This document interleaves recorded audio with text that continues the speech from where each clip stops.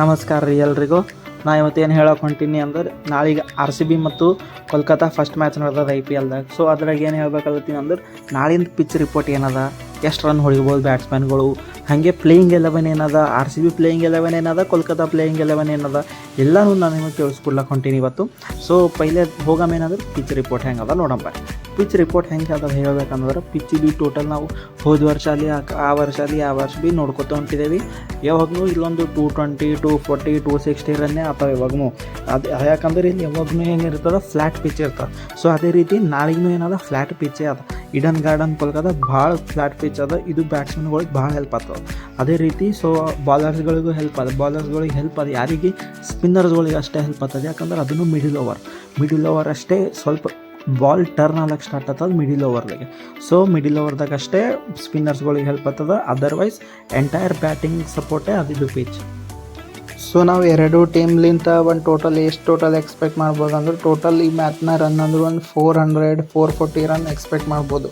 ಅಕಸ್ಮಾತ್ RCB batting first ಆಡ್ತು ಅಂದ್ರೆ minimum 250 run ಹೊಡಿಲೇಬೇಕು. So ಅದೇ ರೀತಿ ಪ್ಲೇಯಿಂಗ್ 11 ನೋಡ್ಲಿಕ್ಕೆ ಹೋಗೋಣ ಬನ್ನಿ. ಸೊ ಫಸ್ಟಾಗಿ ನಾವು ಕೋಲ್ಕತ್ತಾ ಪ್ಲೇಯಿಂಗ್ 11. ಈ ವರ್ಷ ಕೋಲ್ಕತ್ತಾಗ ಹೊಸ ಕ್ಯಾಪ್ಟನ್ ಬಂದಾನೆ, ಯಾರು ನಮ್ಮ ಅಜಿಂಕ್ಯ ರಹಾನೆ. ಹೋದ ವರ್ಷ CSK ಪರ ಆಡಿದ ಅಜಿಂಕ್ಯ ರಹಾನೆ ಈ ವರ್ಷ ಕೋಲ್ಕತ್ತಾದವರು ಇವನಿಗೆ ಪಿಕ್ ಮಾಡೋರು. ಸೊ ಅದೇ ರೀತಿ ಯಾರು ಎಕ್ಸ್ಪೆಕ್ಟೇಷನ್ನ ಇಟ್ಕೊಂಡಿದ್ದಿಲ್ಲ ಇವನಿಗೆ ಕ್ಯಾಪ್ಟನ್ ಮಾಡ್ತಾರಂತ. ಎಲ್ಲರ ತಲೆಗೆ ಏನಿತ್ತು, ವೆಂಕಟೇಶ್ ಅಯ್ಯರ್ ಕ್ಯಾಪ್ಟನ್ ಆಗ್ತಿರ್ಬೋದು ಅಂತ. ಬಟ್ ಇವ್ರೇನು ಮಾಡಿದ್ರು, ಅಜಿಂಕ್ಯ ರಹಾನೆ ಮಾಡಿದ ತಪ್ಪೇನಿಲ್ಲ, ಒಂದು ಒಳ್ಳೆ ಚಾಯ್ಸ್. ಯಾಕಂದರೆ ಭಾಳ ಎಕ್ಸ್ಪೀರಿಯನ್ಸ್ ಅದು ವೆಂಕಟೇಶ್ ಅಯ್ಯರ್ಗಿಂತ ಜಾಸ್ತಿ ಎಕ್ಸ್ಪೀರಿಯನ್ಸ್ ಅಜಿಂಕ್ಯ ರಹಾನೆಗೆ ಅದ. ಅದೇ ರೀತಿ ಅವ್ರೊಂಥರ ಬ್ಯಾಟಿಂಗ್ ಬಲಿಷ್ಠನೂ ಮಾಡ್ತಾರೆ ಟೀಮ್ನಾಗ. ಸೊ ಅಜಿಂಕ್ಯ ರಹಾನೆ ಇವ್ರ ಟೀಮಿನ ಬೆಸ್ಟ್ ಕ್ಯಾಪ್ಟನ್ ಅಂತ ನನಗೆ ಅನ್ನಿಸ್ತದ. ಹಾಗೆ ಅದೇ ಥರ ಇವ್ರದ್ದು ಫಸ್ಟ್ ಓಪನಿಂಗ್ ಪೇರ್ ಯಾವ್ದಿರ್ಬೋದು. ಓಪನಿಂಗ್ ಪೇರ್ ನನ್ನ ಅನಿಸಿದ ಪ್ರಕಾರ ವೆಂಕಟೇಶ್ ಅಯ್ಯರ್ ಹಾಗೂ ರೆಹಮದುಲ್ಲಾ ಗುರ್ಬಾಸ್ ಬರ್ಬೋದು, ಇಲ್ಲ ಸುನಿಲ್ ನಾರಾಯಣ್ ಬರ್ಬೋದು. ಇವರಲ್ಲಿ ಯಾರು ಬಂದರೂ ಓಕೆ. ಬಟ್ ಸುನಿಲ್ ನಾರಾಯಣ್ ಬಂದರೆ ಯೂಸ್, ಯಾಕಂದರೆ ಅವರು ವಿಕೆಟ್ ಕಳ್ಕೊಂಡ್ರೆ ಏನೂ ಪರವಾಗಿಲ್ಲ. ಆದರೆ ವೆಂಕಟೇಶ್ ಅಯ್ಯರ್ ವಿಕೆಟ್ ಕಳ್ಕೊಂಡ್ರೆ ಸ್ವಲ್ಪ ಪ್ರಾಬ್ಲಮ್ ಆಗುತ್ತೆ ಸ್ಟಾರ್ಟಿಂಗಲ್ಲೇ. ಸೊ ನೆಕ್ಸ್ಟ್ ಒನ್ ಡೌನಲ್ಲಿ ಮನೀಶ್ ಪಾಂಡೆ ಬರ್ಬೋದು.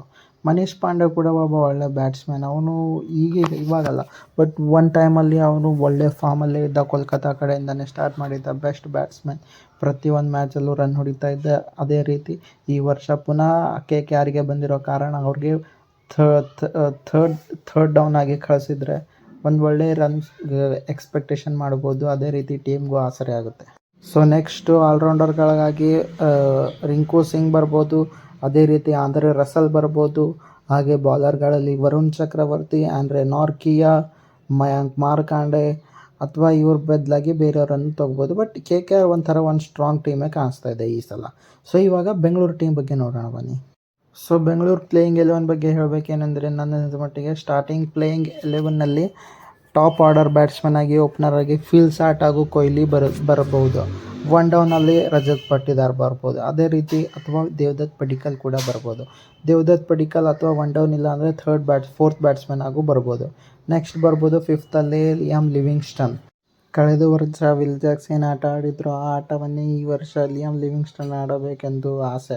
ಸೊ ನೆಕ್ಸ್ಟ್ ಬರೋದೇ ಟಿಮ್ ಡೇವಿಡ್. ಅಕಸ್ಮಾತ್ ಟಿಮ್ ಡೇವಿಡ್ ಫಾರ್ಮಲ್ಲಿ ಇಲ್ಲ ಅಂದರೂ ಅವರ ಬದಲಿಗೆ ರೊಮಾರಿಯೋ ಶಫರ್ಡನ್ನು ಹಾಕೋಬೋದು. ಯಾಕಂದರೆ ಇಬ್ಬರು ಹೊಡಿಬಡಿ ಆಟ ಆಡೋ ಬಿಗ್ ಹಿಟ್ರಸ್ಗಳೇ.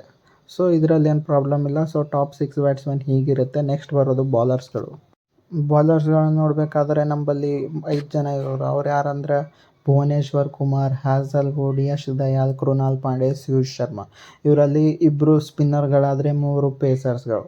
ಸೊ ನಾವು ನೋಡಿರೋ ಹಾಗೆ 5 ಬಾಲರ್ಸ್ಗಳು ಎಕ್ಸ್ಪೀರಿಯನ್ಸನ್ನು ಬಹಳಷ್ಟು ಹೊಂದಿದ್ದಾರೆ. ಆದರೆ ಪಿಯೂಷ್ ಶರ್ಮಾ ಸ್ವಲ್ಪ ಕಡಿಮೆ. ಯಾಕಂದರೆ ಅವರು ಕಳೆದ ವರ್ಷ KKR ಪರ ಆಡಿದ್ದರು, ಈ ವರ್ಷ ಮತ್ತೆ ನಮ್ಮ RCB ಪರ ಆಡುತ್ತಿದ್ದಾರೆ. ಭುವನೇಶ್ವರ್ ಕುಮಾರ್, ನಾವು ನೋಡಿರೋ ಹಾಗೆ ಭುವನೇಶ್ವರ್ ಕುಮಾರ್ ಸನ್ರೈಸರ್ಸ್ ಪರವಾಗಿದ್ದಾಗ ಎಷ್ಟು ಚೆನ್ನಾಗಿ ಆಡಿದ್ದಾರೆ ಅಂತ ನೋಡಿದ್ವಿ. ಅದೇ ರೀತಿ ಯಶ್ ದಯಾಲ್, ಹೋದ ವರ್ಷ ಯಶ್ ದಯಾಲ್ ಏನು ಮಾಡ್ಯಾನಂತೂ ನಮಗೆ ಚೆಂದ ಗೊತ್ತದೆ. ಯಶ್ ದಯಾಲ್ನಿಂದ ಆಲ್ಮೋಸ್ಟ್ ಚೆನ್ನೈ ಸೂಪರ್ ಕಿಂಗ್ ವಿರುದ್ಧ ಮ್ಯಾಚ್ ಗೆದ್ದಿದ್ವಿ.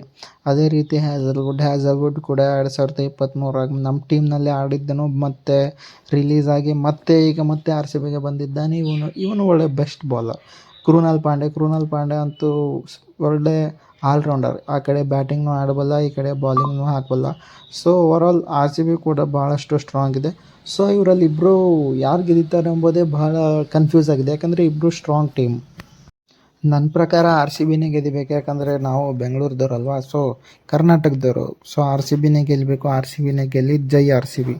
ಇದು ನಾನು ತೆಗೆದಿರೋ ಹೊಸ ಯೂಟ್ಯೂಬ್ ಚಾನಲ್. ಸೊ ಏನಾದರೂ ತಪ್ಪಾಗಿದ್ದರೆ ಕ್ಷಮಿಸಿ.